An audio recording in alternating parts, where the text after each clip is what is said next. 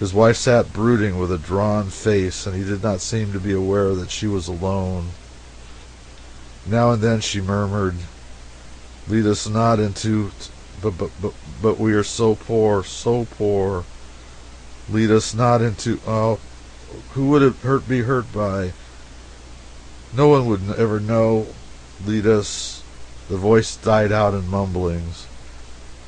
After a little she glanced up and muttered in a half-frightened way, half-glad way, "He is gone.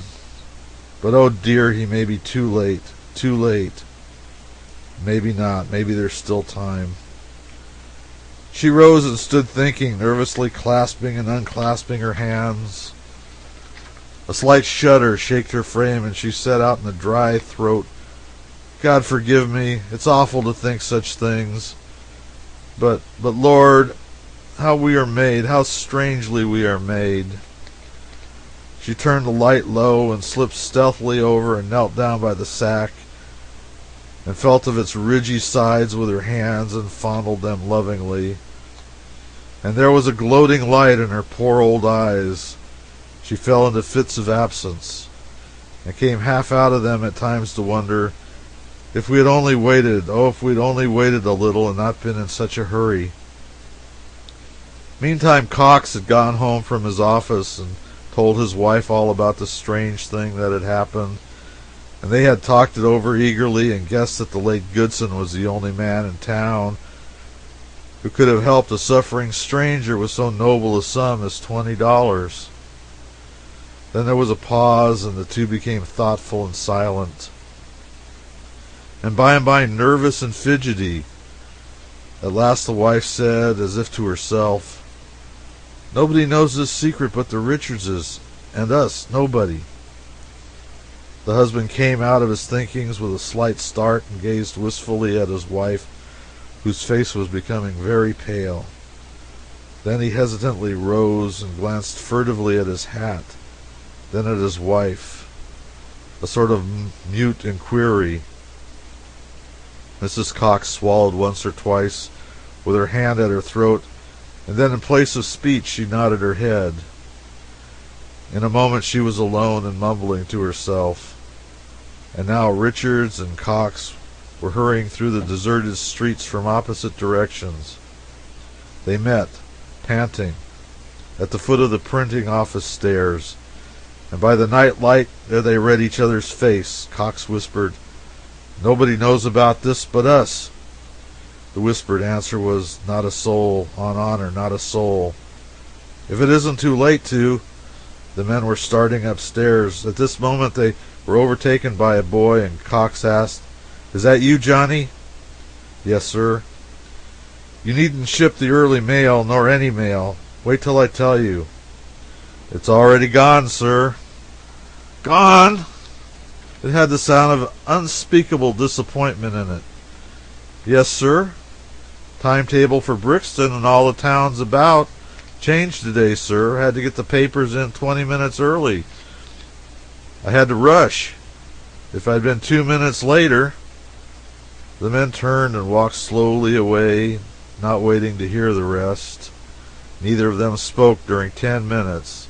Then Cox said in a vexed tone, "What possessed you to be in such a hurry? I can't make out."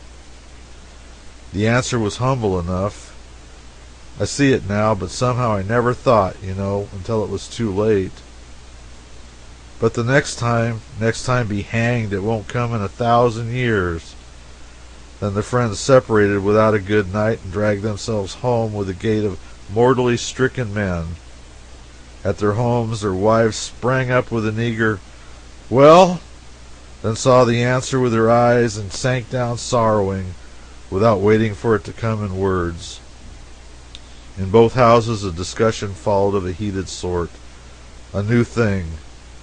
There had been discussions before, but not heated ones, not ungentle ones.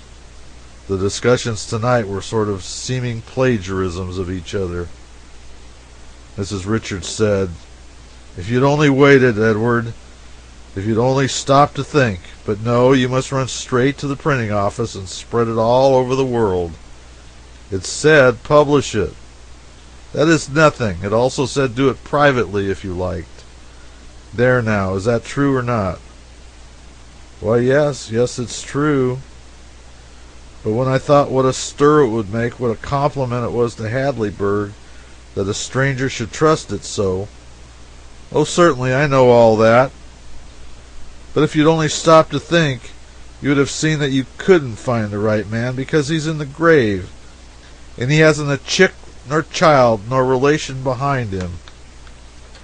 And as long as the money went to somebody that awfully needed money and nobody would be hurt by it, and she broke down crying.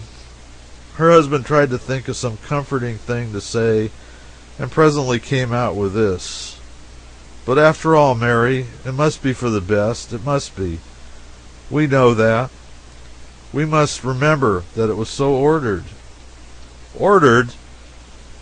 Oh, everything's ordered. When a person has to find a way out, when he has been so stupid, just the same it was ordered that the money should come to us in a special way, and it was you that must take it on yourself to go meddling with the designs of Providence. And who gave you the right? It was wicked. That is what it was, just blasphemous presumptuous, and no more becoming to a weak and humbled professor of... But, Mary, you know how we've been trained all our long lives, like the whole village, till it is absolutely second nature to us to stop not a single moment to think when there's an honest thing to be done.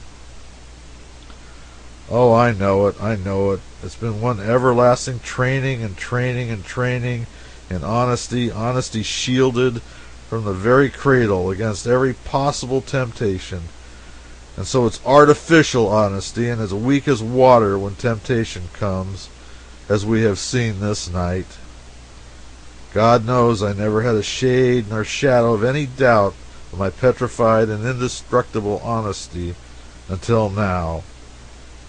And now under the very first big and real temptation, Edward, it's my belief that this town's honesty is as rotten as mine is, as rotten as yours.